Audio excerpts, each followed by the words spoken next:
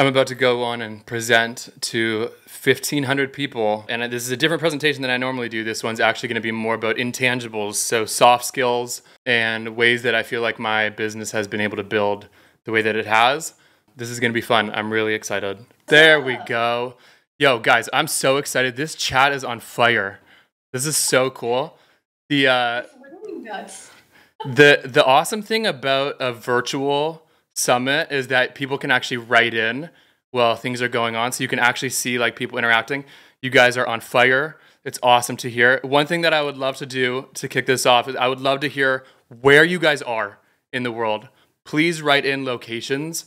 I just want to hear. I would love to hear what time are you doing this at? Yeah, I'm really excited. Yes, we're so excited to have you a part of this. Also, there's 1,300 people still live with us all day. And usually with summits, you see people kind of drop off. This summit, people have actually like kept live and people are still joining. So amazing to see so many people here with us live. Lisbon, UK. Guys, awesome. Okay, I'm going to bring some heat for you. Dubai. Okay, the North Pole. There we go. Cool. The North Pole. Let's go, JT. I'm going to hand it over to you. Let's bring the heat. Awesome. Really grateful for this opportunity. Super excited to be able to bring you guys some just some heat for the last session of the day. So what I want to say is, I know you guys have been getting thrown a lot of information throughout the day, a lot of different like tactical tips. What I actually want to talk a lot about is more intangibles that have really helped me get to where I'm at today. I'm going to start by giving you my background and what I do. And then I'll get into those specific tips. What I would love, because I was just saying that you guys can actually write this in. If there's little things that you guys want me to answer while I'm going, I'll try and keep a little bit of an eye on the chat so I can answer things in real time. If not, hopefully at the end we have a couple of minutes for Q&A. First question, JT. Ashland's like, "Do you have any coffee tips? I just saw your Instagram story. Guys, you've been trying your hand at the latte art." I have. I'm about 3 cups in today, and I'm fired up for this. I just got a machine called a Breville Barista. This isn't a brand deal. If they are listening, if anybody works for Breville, please would love a brand deal because I'm the biggest advocate for your machines right now. Latte art is not easy, guys. Latte art's not easy. I give it to the baristas. Okay, let's get into this. So here we go. This is my background, and I'm going to take you guys through a little bit of different stories because I've lived about 8 different lifetimes by the age of 32. Let me take you back to 2017. I was a professional hockey player living in Moscow, sleeping on twin beds with 2 other people in the same room as me. I was a professional hockey player for about 5 years. And the only thing that you guys really need to know about that, the Russia life was awesome. I had the greatest experience. The thing that I started doing while I was there was documenting my process. I started showing people the behind the scenes of me living in Moscow, me living in the Far East. And Snapchat at the time was what everybody was using to actually like communicate with their friends. It still is what a lot of people are using that are younger. But the thing that I really started recognizing was because I was documenting the process of me being a professional hockey player, people started following along.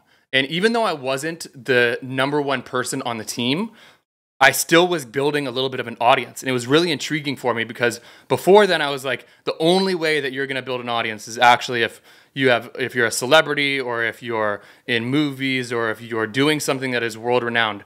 And what clicked for me was you don't actually have to be anything other than yourself. People really want to follow you and follow what you're up to and follow along with the journey. So what I started doing was documenting. I started filming my workouts and things like that while I was playing. I retired in 2018. I was crushed when I retired. I had gone through a couple of different rejections, getting cut from teams, not making the NHL. Minor pro hockey life is way less glamorous than it seems. Actually, you know what, guys? While I'm doing this, let me actually stop sharing this, and then I'll share when I actually get into some of these things so you guys can see me. So I'm playing minor pro hockey. I retire in 2017. I start posting all of the workouts and nutrition and things that I was eating as soon as I start retiring, because I had seen, wait, people are actually really interested in the other things aside from my performance on the ice. I start posting on Instagram in fitness, health, and wellness. I also needed to be working because I was no longer a pro hockey player, and I retired with $0 saved. I had no college degree. I don't have a high school diploma. So I took really like a leap quitting hockey and being like, what's next for me? But I had seen that people were starting to follow me on social, and just that like people would actually follow other individuals on things like Instagram. So I was like, this is what I want to do. So I started filming my workouts. I started posting to Instagram, and I was able to build a little bit of an audience. I started getting like, I was at about 5,000 to 10,000 people following me. I start really going heavy into Instagram, posting all of my workouts. And I start noticing, wait, brands are coming up to me and asking me if I wanted to work with them. So I knew what an influencer was. My fiance, who was my girlfriend at the time, was also doing something similar. I'd seen her build in the niche of fitness, health, and wellness. And so I started to be able to do a couple of brand deals. I was feeling pretty good. I do a brand deal with this company called Orgain. It's a protein powder, posting their protein to my Instagram. And what I noticed with talking to them was they didn't really have the understanding as to how social media works. They came to me with a brief, with a guideline. Any of you guys out there that are content creators have received brand guidelines in an influencer deal, and a lot of those are completely left field and are not aligned with your audience or what your audience would actually like. No judgment to the brand. Some brands don't have the time or energy or interest to learn how actual influencer marketing works. But I get this brand guideline, I get the brief, I work with them, I start looking at their account, and I realize, wait, their content could be a lot better. They could be doing things on their account that are attracting more people, are building more buy-in with their community, and are just gonna help the brand more. So in my head, I was like, I love workouts, I love what I'm doing, I love sharing wellness and all of that, but I'm like really interested in helping brands. Like I would love to help brands if I could, and I have an eye for it, and I really understand how to like connect them to their community, but there was no opportunity for it for me. So I keep doing wellness. TikTok comes out. Now we're at 2019. TikTok comes out. Gary Vee's yelling about it. A lot of other people are telling me, have you posted on TikTok? What do you think about TikTok? So I start posting those same workouts onto TikTok. Same exact content that I'm posting from Instagram, I post over to TikTok.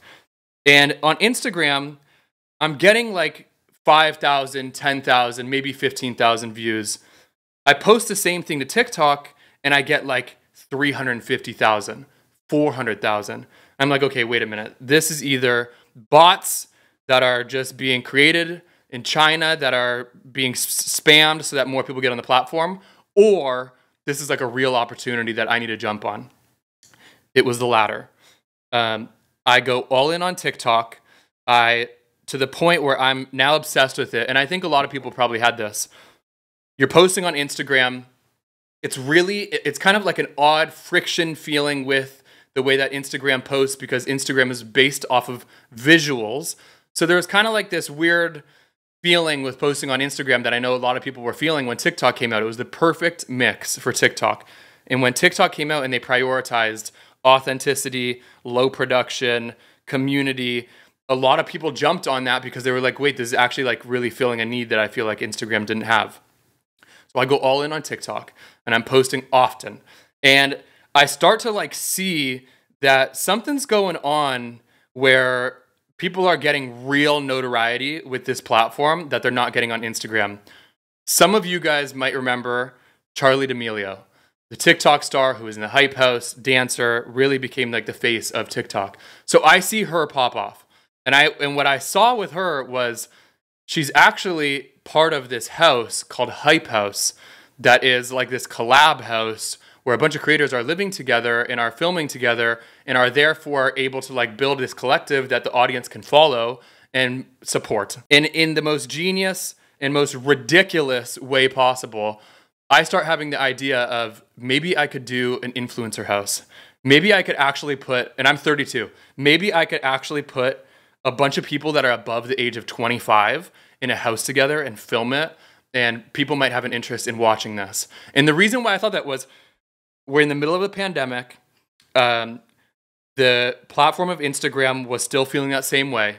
TikTok had all of the rage. Everybody was obsessed with TikTok.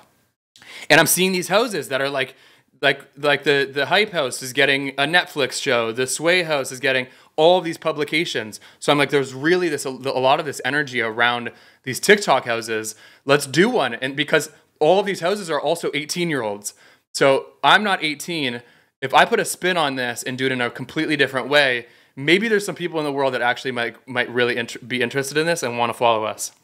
So me and one of my best friends decided to do this. We put 10 people in a house in Hollywood. We rent an Airbnb. I am in charge with coming up with all of the strategy, filming everything, editing everything, and posting everything. And I felt really confident because I was obsessed with TikTok. I was spending multiple hours on the day posting myself and consuming, and just really was a fan of the platform. Thought I really understood it. So we go into the house, post for about 3 weeks, and nothing happens. And granted, everybody had paid for it themselves. So this is all of us paying $2,000 each. And the promise for me was in the worst case scenario, everybody is in the house together for a month. You have a great vacation in Hollywood, and we have a great time together. Best case scenario, we monetize the account. I get to pay everybody back, even hopefully walk away with some money. But like, we're starting at zero, and there's no guarantees because I haven't done this before. So 2 weeks go by, 3 weeks go by, and we're at like 9,000 followers. And the house is starting to look at me like, "What? Like, do you know what you're doing? How well do you know your stuff?" So I post something in about week 3, and the video starts to get a little bit of traction. And we wake up, we go to sleep, we wake up, and the next morning the video was at 1 million views. And so we post another one, and the next one hits 1 million views. We post another one, and the next one hit about 21 million views. And our account went from 9,000 to 15 to 35 to 100 to 300. And we finished the month at 500. And when we hit 500,000 followers in the last week of the month, a brand came to us and said, "We want to sponsor the house. What do you charge?" We pitched them on the exact budget that everybody had spent on the house. And they said yes. And we paid everybody back. And we got to do the whole house for free. So that was season 1. The house was called Honey House. And we ended up going and doing another season, and in the second season, same kind of thing happened. We went from 500 to 1 million, and so in 60 days, I had built a TikTok account from 0 to 1 million followers.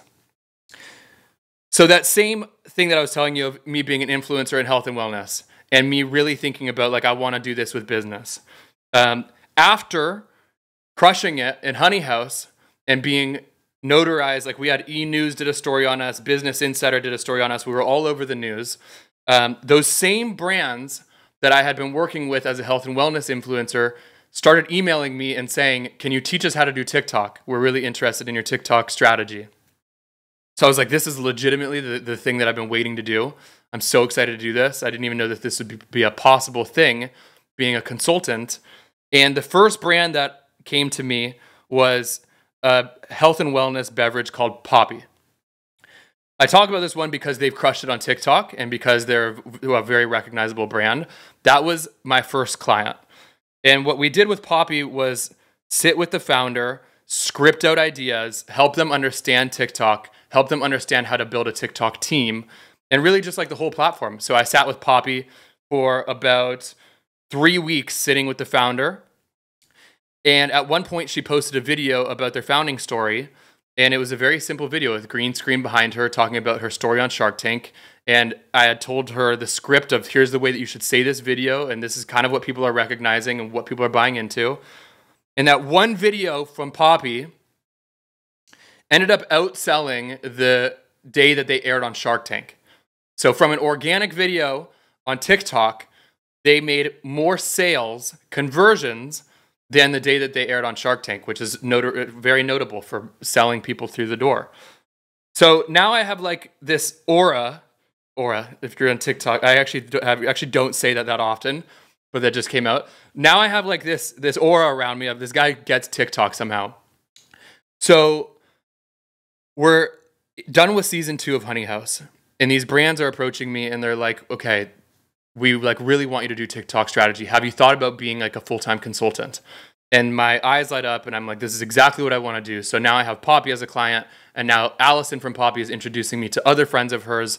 And I'm like, okay, wait a minute, this is actually what I want to do. So we stop Honey House, we stopped the TikTok house, and it stopped in a good way. We were really happy with it, but we were like, let's shut that down because we want to focus on other projects. So now I've built this consultancy. And that was really what I did. I started consulting for people on TikTok. I would go around to brands. I would write out scripts. Every week I would send them trends. I would work with their team members. I would sit with people in the office. I would script. I would actually guide people. Like I would sit with people in the office and be like, okay, this dude on your accounting team is a real personality, and he's actually got some real chops, and he's actually really interested in being in front of the camera. You guys should do a show with him. You should ask him these kinds of questions, and let's pull this whole thing together. And really, I would like produce the shows on TikTok with these brands. I did that. I still do that. Now it's not just TikTok, it's Instagram and others. But I did that with TikTok for a while. And then what started happening for me was I would sit with these founders and I would talk with them and I would give them the scripts, and they would be like, okay, we understand what to do, but when you leave here, we don't have anybody to film it. And nobody on our team understands how to film, how to edit, how to post, and like what the culture is on this platform. So like our social media manager is really good at community management. They can do that. Our CMO understands like our brand guidelines. They can do that. But we're like really missing this gap of an actual executor, of somebody that can really do it. And this started happening a lot. Like every brand that I would sit and talk with, they'd be like, awesome strategy, got it. Who's going to do this? They don't know how to do it. They don't know how to do it. Can you do it? And I had no interest, and really it would be impossible for me to go and do this with every brand. So I started being like, where is a place I would go to actually find content creators that want to go and do this for brands, because it's such a need. I have a thesis that every company is going to be looking for these kinds of creators. But when I go and try to look for them, no creators go on Indeed. No creators go on LinkedIn. No creators go on Upwork. It's very rare to find people that are like super high quality that are going and posting their services on those platforms, or companies going there and actually doing job postings there, because it needs to be like very vetted and high quality of a pool. That's just a hard thing to find. So I'm like, okay, maybe I should just start making videos about this. Maybe I should start talking about this to my audience, telling them my pain points and what's going on, and see if any of them have interest in helping with this. So I make a video and I say, guys, I'm working with a lot of these brands. Is there anybody that has an interest in running a TikTok account for a company? They're a health and wellness brand in Los Angeles, and I have a lot of other brands that are interested in doing this. You can get paid between $3,000 and $5,000 a month. You're making a video every day for the brand, and you need to actually want to do this. But there's a lot of these brands that are looking. So if you have an interest, go and sign up on this Google form. And I went to sleep and I woke up and there was 1,500 people that had signed up. And so that for me was a very clear indication of, okay, this is actually something that creators really want to do too. So there's like a real gap here, and there's something that I really understand. And so I should start playing a matchmaker, like I'm literally on Hinge or something like that, pairing these creators with these brands, because there needs to be somebody that can do this for these companies. So I start doing it. We start actually hosting events in Los Angeles, which is where I live. And manually, I would have founders come, I would have creators come, and I'd be like, you need to meet him, you need to meet her, and you should create for them. And with a couple of these brands hiring people, I started really seeing the value, because these creators would go and join the brand, they would post, and after about a month, their account would start popping. So it was like, okay, this is very validated that these people need this. So this is the company that I want to start alongside of my consulting. And that is the company that I've started. It is now called Creator X. So what we do is we are a handheld recruiting firm that is for creators to get hired internally by brands. So now we have a bunch of creators that come to us. We have a database where we actually go and like filter through and vet the creators, and companies come to us to hire these creators for their teams. We've done this now for over 50 different companies. We've done it for big companies like Microsoft. We've done it for big companies like Nissan and Skechers. We've done it for smaller brands, small in the realm of Poppy when they were starting out. And what I've really noticed is just that I love being able to be at the center of companies and content creators. It's what I really understand. I love still spending so much time with those brands on the strategy side. And I love spending so much time with the content creators on the content side and really helping them understand their business. Aside from that, what I still am doing is I'm also a creator myself. I'm still posting on my personal brand. I'm still posting content. I just saw a Mark comment, this dude's awesome. Thank you, brother. Really appreciate that. I still am posting often on my own personal accounts. It's the thing that I think has been the most impactful for me, what I'm going to get into. And along with my personal brand, actually, what I would like to say about me being a creator is how all of this has happened. The way that I have got to doing all of these businesses is by me being a content creator. I've now had the fortune of being able to work with some awesome brands like Sony and Google and Canva and some really cool brands. And I am building my personal brand at the intersection of business and content. That's what I want to be known for. That's what I am going and doing talks like this and just really feel passionate about. So I don't want to get into the strategies of like, here's, ways to grow your audience, which is usually what I am sitting and talking to people about. I want to talk about the intangible things that are actually the ways that I feel like shit has been built for me. And hopefully it leaves you guys inspired, because every one of these things that I am about to share with you is free. You can do it. It's accessible for all, and it's very human. It's not like you need to be an analytical, strategic thinker to be able to do some of these. So let me share this and let's dive through some of these. The last presentation before me speaking was basically like the most beautiful graphic design. Mine is going to be black text on a white canvas, and I'm just gonna share my thoughts with you while I'm going through this. So 5 intangible things that have got me to where I am today. First one, I share my journey and I allow others to join. I wanna take you back to hockey. When I was playing hockey, I cannot reiterate to you guys enough that I was not a star. And I say professional hockey, and if you Google my name, it says pro hockey player. And I think there can be this connotation that pro hockey is very lavish. It means that you are making millions of dollars, flying on private jets, and living just this really ultimate premium life. It could not be farther from the truth for me. I literally was living 3 twin beds in about 100 square foot room in the middle of Russia, making that year, I think I made $27,000, and it was purely around passion. I didn't make the NHL, so beneath that, when you're playing in the minors, you're doing it for other reasons. You're doing it because you love it. You're doing it because you're maybe hoping that you're going to get to the next level. You do it for whatever different reasons. But when I was playing, when I started seeing that people could share their own journey and that an audience would actually care about it, I was like, I really need to do this. And something that I didn't talk about before was I moved away from home when I was 15. I grew up in Scottsdale, Arizona. I moved away to go play hockey. I wasn't like shipped away from my family. I moved away willingly to go and play hockey, even though it was hard.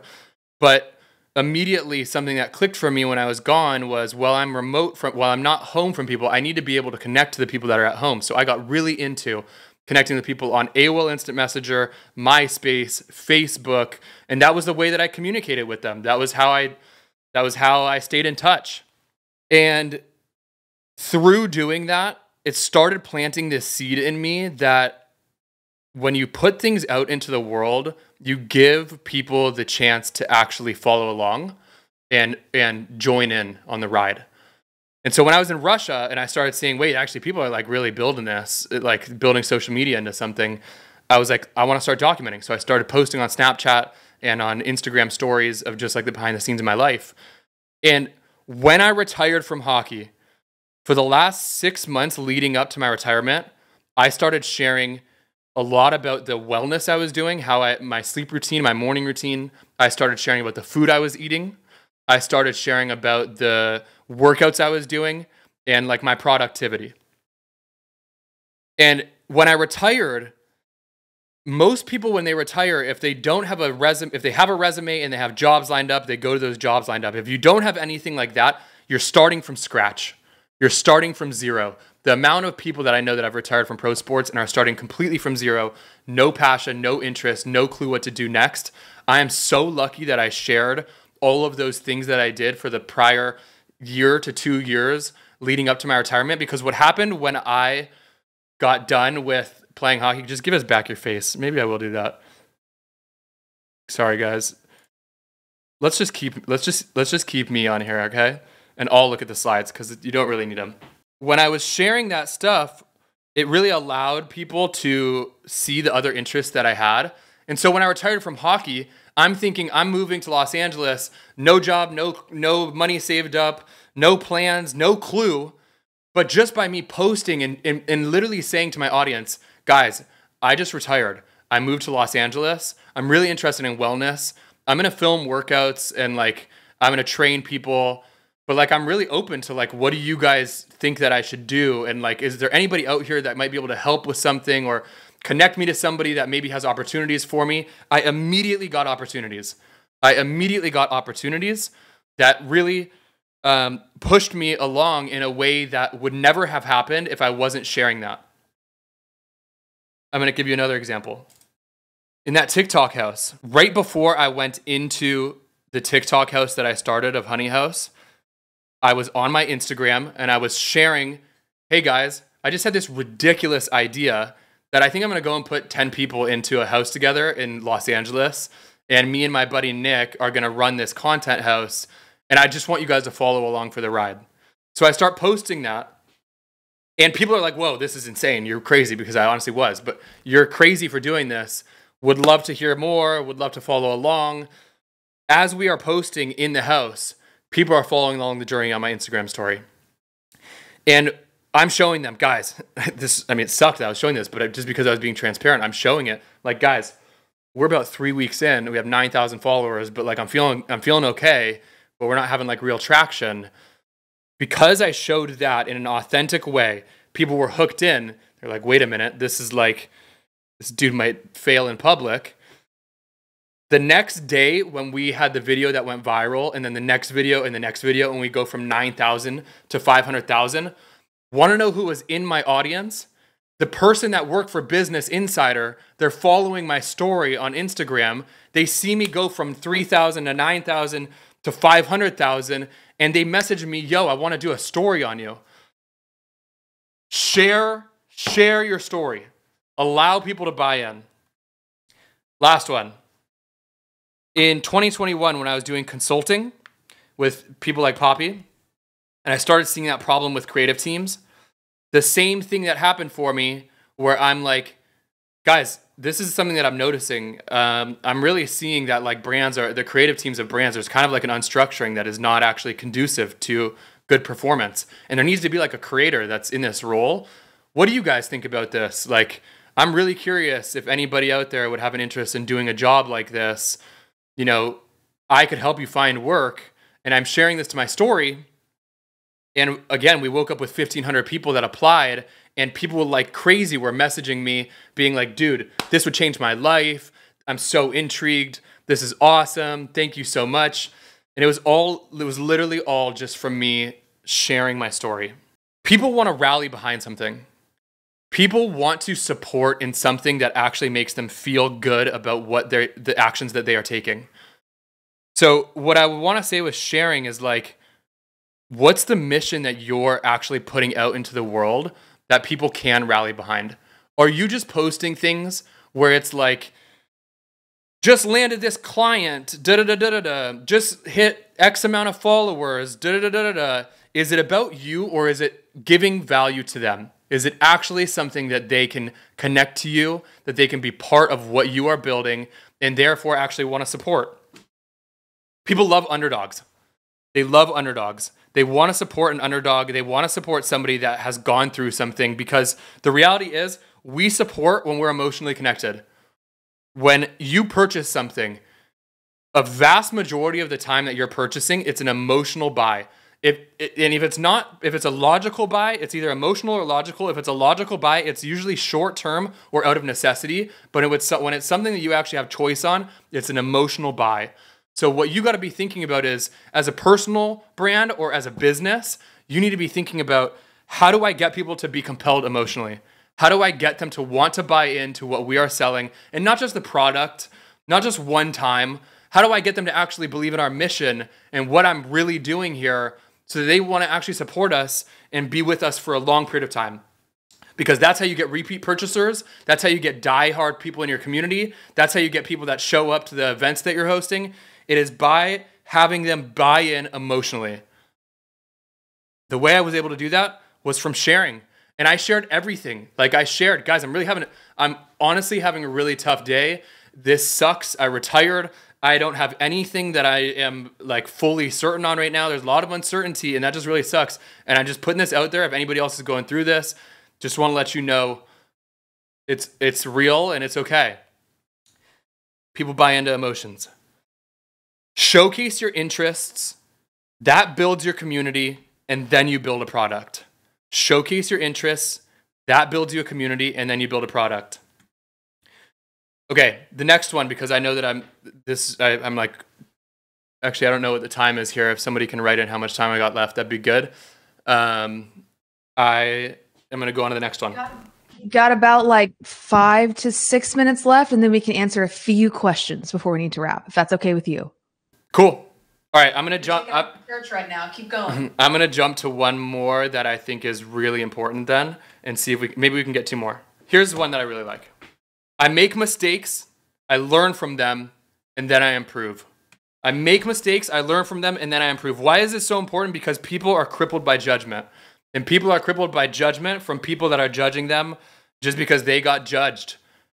And if you really think about it, a lot of the reasons why people don't start something is because they're afraid to fail. You're afraid to fail. You're afraid to make a mistake. And especially on a platform like social, where it is public, and if you do something that doesn't work, your boss or your parent or your friend or your whatever might see. If you are so concerned about the opinions of others, you get crippled and you don't end up doing it. So I want to give you an example. In Honey House, we had 50 posts before we went viral. I was in this house with 9 other people that are all every day having a meeting, coming to me, where I'm saying, guys, this is the idea that I have. This is what we're going to film. We're going to put this out, and who knows, but I'm going to try. We had 50 posts, 50 of those meetings, 50 posts of me trying different things before one of them really got traction. And again, like you guys just heard me sharing, I'm sharing stuff on my story. I failed all of those times. I could have got to 25 and been like, you know what, guys, scrap it. We're in Los Angeles. Let's chill. Let's have some beers by the pool. You know, we all spent $2,000. Let's just enjoy the rest of this month. It didn't work. Let's pass. But I was like, no, I don't care about what other people think. I believe in myself. I believe I can do this. And let's keep it moving. Next one. With Poppy. The story that I don't tell about consulting with Poppy, if anybody's ever heard me talk before, I talk a lot about we crushed it with them. We helped the founder. We did the storylines. We built their TikTok, yada, yada. Before we did that, part of our agreement with them was to craft 10 videos and film them ourselves and have them posted on Poppy's account. We were doing them in the same style, viral. Our account was now popping. I had the formula. I knew exactly what would work. I was so sure on it. I got everybody together. I was like, guys, part of our deliverable is 10 videos for Poppy's account. Here's how we're going to structure them. Here's how we're going to film them. We go to film all of them. We hand them back to Poppy. Every one of them flops. Every one of the posts on Poppy's account got 100 views, 200 views, 300 views. Allison, the founder, was looking at our account and was like, you guys are getting 22 million views on a post, and you just handed me 10 posts that we paid you good money for. All of these got 123 views. I had to fail, be honest with her, and say, look, honestly, I tried my best. I'm really sorry. What can I do to fix this? Take full accountability for it. And what ended up happening was me being like, listen, let me sit with you and let me craft this storyline for you, because I have some other ideas that might work, and I just want to be able to like really help. So can I sit with you and like make this right? And when I sat with her and made it right, that was the video that ended up actually popping off and building the whole case study with Poppy. So we got to let go of the judgment of getting it wrong. We really got to let go of the judgment of getting it wrong and trying to impress the people that we really don't even care about their opinion. If you make a mistake, you take accountability and you improve. That's always been the way that I've gone about it. If I make a mistake, I take accountability, I improve. This is why I'm able to go so hard on things like TikTok. Without fear, you're able to have speed. So because I didn't care, because I wasn't concerned about the judgment of all the people that were following me on Instagram when I'm flopping on TikTok in this TikTok house, I was able to go really hard into these other platforms. Without fear, you're able to have speed. Alexis, how are we doing with time? Can I go one more, or I gotta wrap? Yeah, I think people actually might get really mad at me if I cut you off. So you keep going, okay? Okay, cool. Good to hear. Okay. I stay really curious and I listen. I stay really curious and I listen. This is point number 3. Point number 1 was I share my story and I allow others to join. Point number 2 was I learn from I make mistakes, I learn from them and I improve. And point number 3, I stay very curious and I listen. A lot of people in conversations are there to hear the conversation, but they're not actually listening. They're not actually hearing what the person is saying in that moment. I listen, and when I'm listening, I'm trying to digest. So while I'm being really curious, and a lot of people get to a place where they now have some sort of success or something works for them, and now they just shut everything else down because they're like, oh, I've got my thing. Don't need to be curious anymore. And for me, I'm like, I just want to keep staying curious because things change. Every single one of you right here that is pressing post on a platform knows that an algorithm has a moment where it's hot, then they tweak it and shit doesn't work anymore and you have to adapt. And if you're not staying curious, if you're not staying curious about your audience, how are you going to adapt? How are you going to move with that? Everything in culture is always changing. How are you going to move with it? So I stay very curious and I listen. For an example, one of the things that I did while I was an influencer doing the health and wellness stuff, because I needed to make more money because brand deals are not sustainable at a long period of time for the vast majority of people. Some people can do brand deals and crush it. While I was doing influencer stuff, I started spending time with these brands, and I'm on calls with them talking about my influencer posts. At the same time that I'm hearing, like, you know what, they actually are trying to understand social more, I started hearing them say something called UGC. Brands came to me and they're like, hey, we actually are like really struggling with our ads because we don't have a person that is a male that wants to do unboxing and like product reviews in health and wellness. And like there's really a need for it in our community, like in the health and wellness world. There's just not a lot of guys that talk about this. Oh wait, I gotta switch cameras here because my camera's gonna die.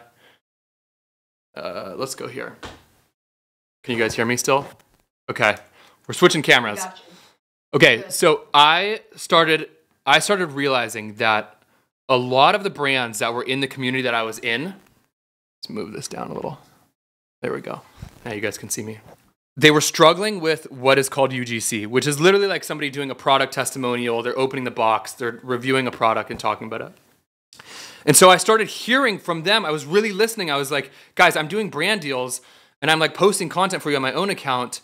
But I would leave there and I'd be like, there might be something here that if I can go and be this person that does UGC for all these brands and there's a big need for it, that might be like a real business for me.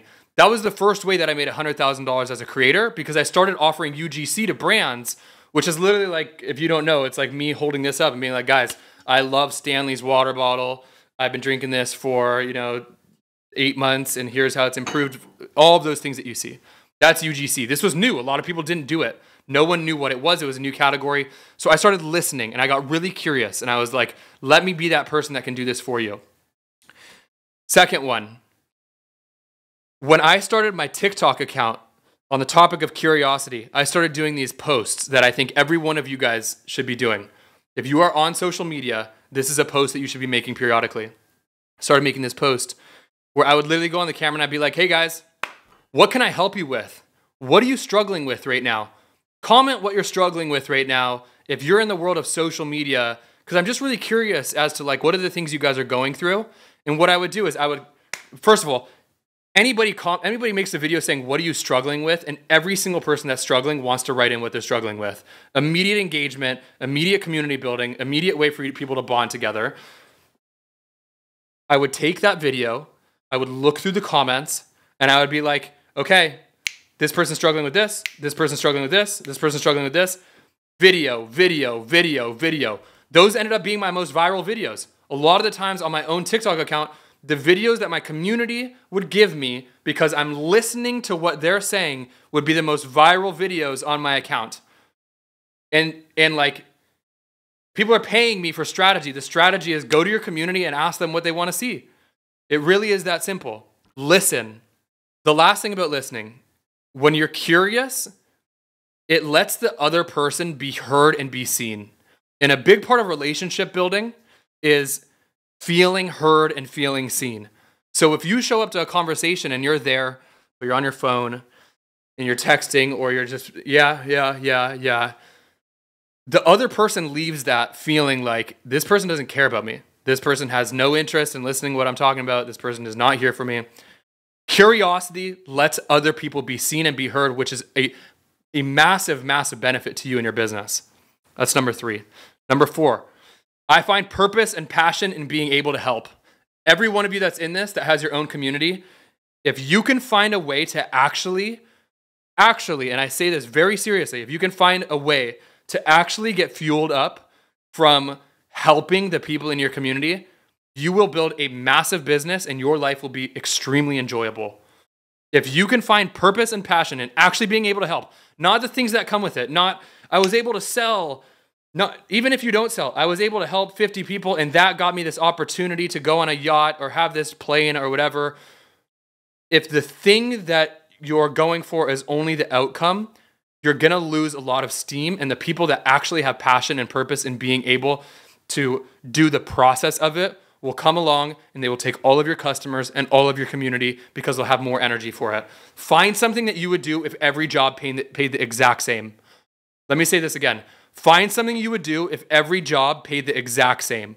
If that's what you're doing right now with your community, incredible. When you love something, you're better at it. If you love something, you work harder than other people. My hobby is literally creating content. I genuinely get so excited to go and make a video that I know somebody's going to see. It's going to make their day better. It might make their business better. My hobby is creating content. I have people that hit me up and are like, yo, do you want to go to this event? Do you want to go do this? I actually enjoy, it's what I want to spend time doing, is doing things like this and making content and talking to people about helping them. It's actually my hobby. And it's why I was able to go so hard on TikTok. It's why I was able to go so hard on these different platforms. It's why I'm able to go so hard when something comes out like LinkedIn and people are like, video on LinkedIn. And I'm like, sick. More people to be able to go and help and spend time with. The last one that I want to go through. I keep my community as my North Star. This is the most important one for you guys, being in circle. I keep my community as my North Star. There is always going to be people when you are spending time on algorithms that are telling you, post this amount, do it with this hook. You need to have cinema. You need to have flashy things. You need to have this. You don't need to listen to them. You need to listen to your community. Because what is social media? Social media is empty. If there is no person posting something, you literally go into a platform that is just wireframes and outlines with nothing in it. It's human beings on the other side of it that you're trying to get to see your video, care about what you have to say, and join in on your community. So if that's the case and you know, okay, wait a minute, what I actually need is to just have things that my community want to see, don't get pulled away into other things. Listen to your community. Listen to your community. I'll give you an example. In Honey House, when we were posting, and I told you that we started getting like a lot of views and a lot of views and a lot of views, the gap that got us from 9,000 to 300,000 was all my community telling us what they wanted more of, and me listening to it and me going filming. We posted this video where we were doing like household challenges. It was like these sock sliding. You would literally put socks on and slide on wood floor and see who went the farthest. It's hilarious. Got like 22 million views. And in the comments, the people said to me, we need to see more like this. Turn this into a challenge. Have the guys continue to go against the girls. And I was like, wait a minute, they want to see this more. Let's do this as a series. That series is what we got known for. The community is the answer. If I would have just been like, I don't care about them, I'm going to listen to the TikTok people that are telling me what I need to do, it would have never happened. You need to listen to your community. Don't get pulled into the trends. Follow what the people are saying. Stay focused on that customer or that community member. You'll never go wrong. It's really easy right now to go and create a product. It's the easiest time in the world to go and create a product. It's the hardest time in the world to get your product purchased and get people to buy into it. Let me say that again. It's the easiest time in the world to go and make a product. Digital product, physical product, service. It's the easiest time in the world to go and make something like that. It's the hardest time in the world to get people to actually buy into it long term. So you need to be asking yourself and spending real time with your community and getting real clear on who your community is and being like, what do we really need? Do we really need merch, guys? Do you really need merch? Do you really need a branded water bottle? Do you really need this course? Or is this just me listening to people that are selling things of strategy and other stuff, telling me what I need to do? Because if you guys are actually telling me that we don't need this, then we don't need this because you're my community. The last thing is what content does my community need? Do they really need these trends? Do they really need this podcast? Do they need this vlog? The more that you spend time with them, the more you'll be able to hear what they actually need and continue building closer to them. Last 5 things. Here we go. I share my journey and allow others to join. I make mistakes, learn from them, and improve. I stay very curious and I listen. I find purpose and passion in being able to help. And the last one is I keep my community as my North Star. Every one of those things you guys can do. Every single person in here can go and do all 5 of those things. They'll really help your business. They'll help you as a human being, and you'll feel really good with what you're doing, and you'll make a shit ton of money. All right, guys. Thank you so much for allowing me to do this. This is awesome. Really stoked to be able to do this with you guys. This is great. Thank you so much, JT. Guys, I'm back. Okay. And we let JT do his full presentation. So don't get mad at me. There was about to be a little bit of a revolt in the chat if we took you away too early. There's been so much love for your energy and for your strategy and the way that you look at things, your mindset. Look at all this. JT, you're the king. Someone said that they felt like they had just done a one-on-one session with you. They're like, this was like a mastermind. Awesome.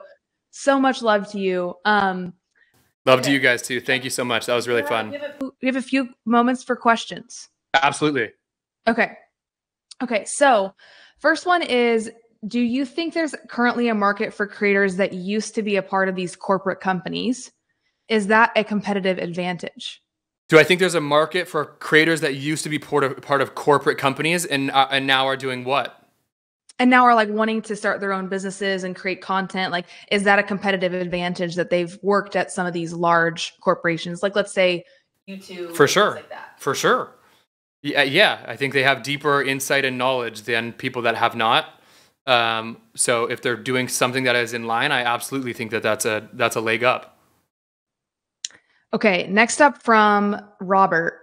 JT, how do you manage to find the right people to hang out with when you're starting out? This is what I'm struggling with the most right now. It's a great question. I really try to put myself out there.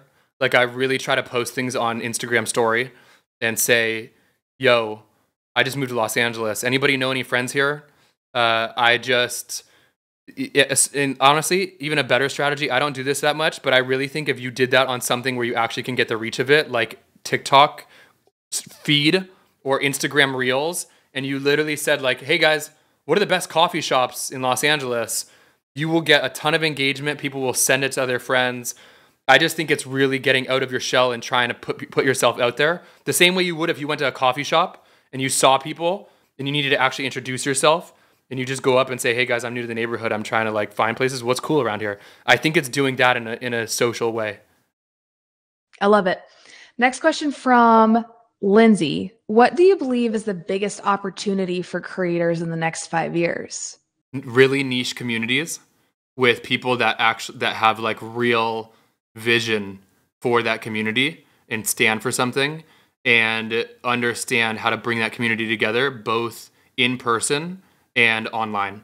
So I think the best companies will do, you're starting to see a lot of like in-person events. I think the creators will follow that. They'll start hosting.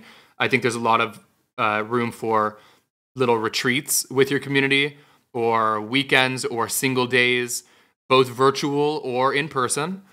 And I think it's going to be something that's very niche and kind of like a celebrity within that niche. That's where I'm looking. Is people shouldn't aim to try and be Charlie D'Amelio.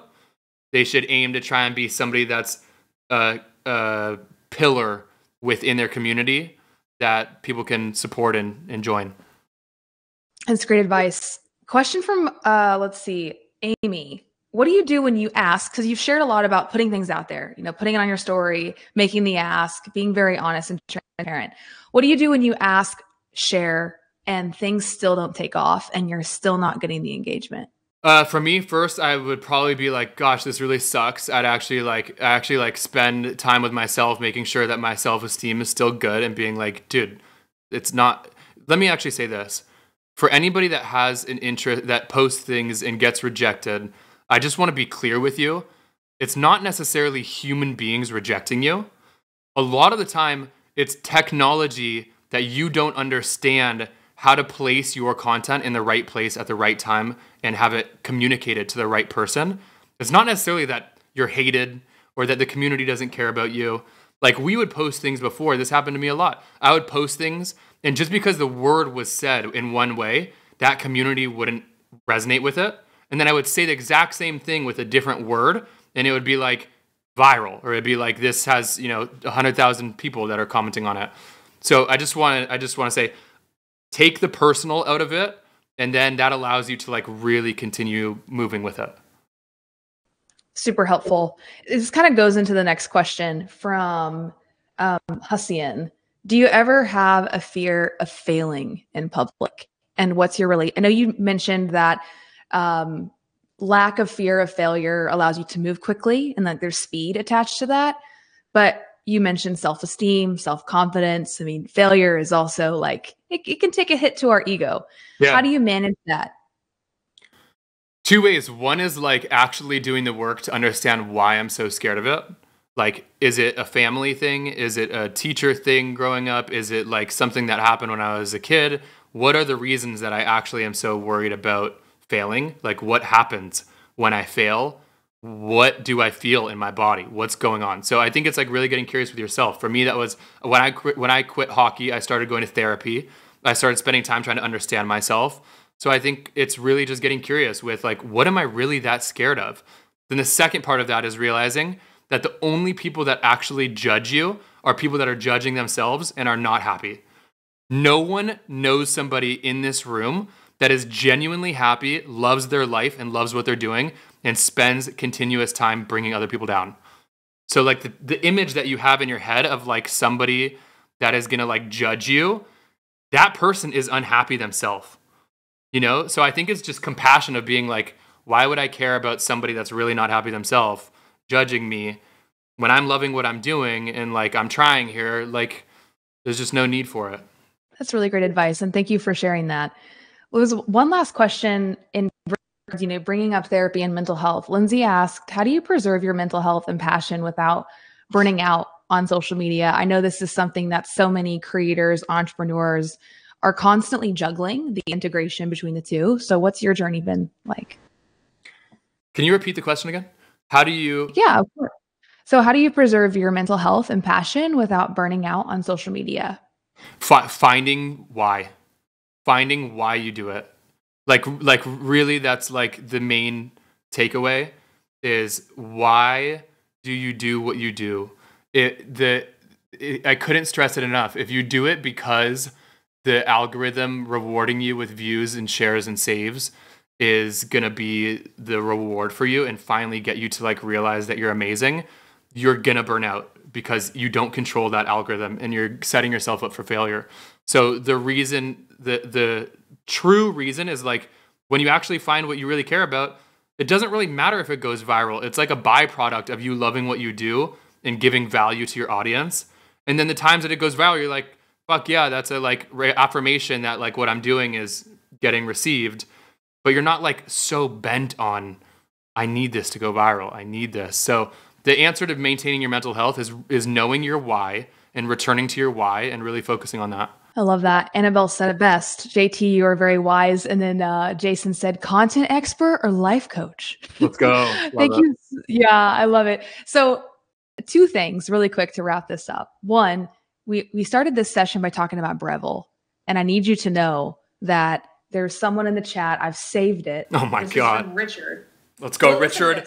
Let's go. Richard said, I've done some work with Breville in the past. Just got in touch with my contact there. If JT is serious about building a relationship, let me know. I got his email. So I'm gonna send that serious, to you. Richard. I'm so serious. We're gonna get a sponsorship. Thank you. 2, I want to tell you how I got connected with JT. I posted on my Instagram story and said, I want to hire JT to come on a Circle Summit. Who knows him? I need a direct introduction. And my friend Noah, I'm going to connect you via email. And so that's obviously why he's here today. But there's this aspect of putting yourself out there, making the ask. And then Noah was so excited to make the intro. He's like, oh, I can't wait to help you out. And you get to allow other people into the process. That's awesome. So, really full circle. That's so cool. Literally full circle. So cool. Thank you for bringing me. This was awesome. Guys, this chat's been amazing. You guys have been an awesome audience. I hope to meet all of you guys in person one day. If you ever see me in person anywhere, please say hello. And thanks again.